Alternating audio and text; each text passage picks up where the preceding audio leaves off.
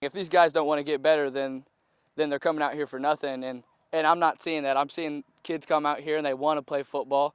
They love football and they want to be better. The Mark Twain Tigers have been chomping at the bit, waiting on their opportunity to get back on the gridiron to regain the momentum from a 10-win season back in 2021. The desire to get back to that success hasn't been a bluff, as the Tigers have been all in to prepare both mentally and physically for the upcoming season. We got up at 5:30 every day, got here at 6, and worked our butts off till 9 in the morning, working out every morning. I mean, we got install as much as we can. We get after it. They've been putting in the work all summer. I know every coach says that because they do, and it's important. And if you don't put in the work in the summertime, then you're not going to be anywhere near what you need to be. And these guys have. Their attitudes are great. There's no question that on Friday nights they can walk out and on the field and compete against any one of these teams that we go against, and I think they're going to. Mark Epperson's crew is coming off a 4-6 season, and with only 13 returning upperclassmen, the Tigers will rely on a young core to step up to make an impact. Despite the number of underclassmen who will take the field on Friday nights, there is a great confidence in this team's capability.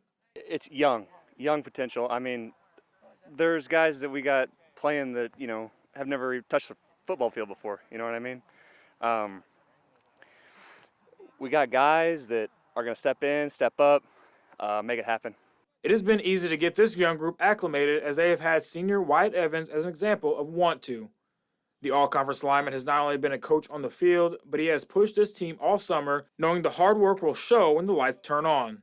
That kid is relentless in everything he does out here on the field, in the weight room.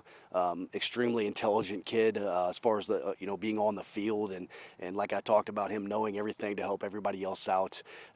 It's amazing to have a guy like that, offensively and defensively, on both sides of the ball, because he will definitely play both sides of the ball for me. Now, there were many questions this offseason as to what the Tigers would do at the quarterback position after graduating Connor Eckler, but they have found the next man up in senior Aiden Waters.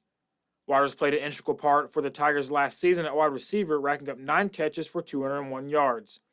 Quarterback is something that will be completely new to him, but with the knowledge he has gained from his predecessor and his athleticism, he is comfortable in leading the charge.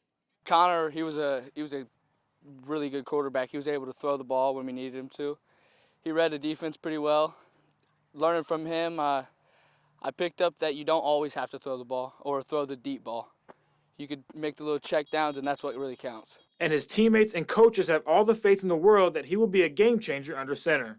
Oh, extremely confident. I mean, he's never played quarterback before, and he's out here throwing dots, diving up people every day.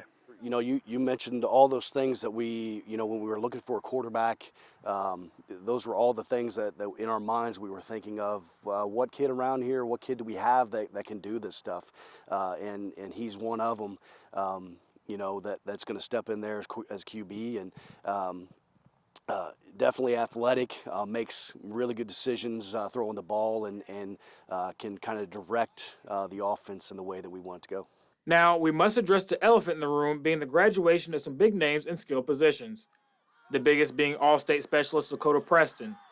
It is undoubtedly a huge hit losing a guy who produced over 1,500 all-purpose yards last season, but the Tigers will have a strong group who can step in and have shown they have the ability to be playmakers.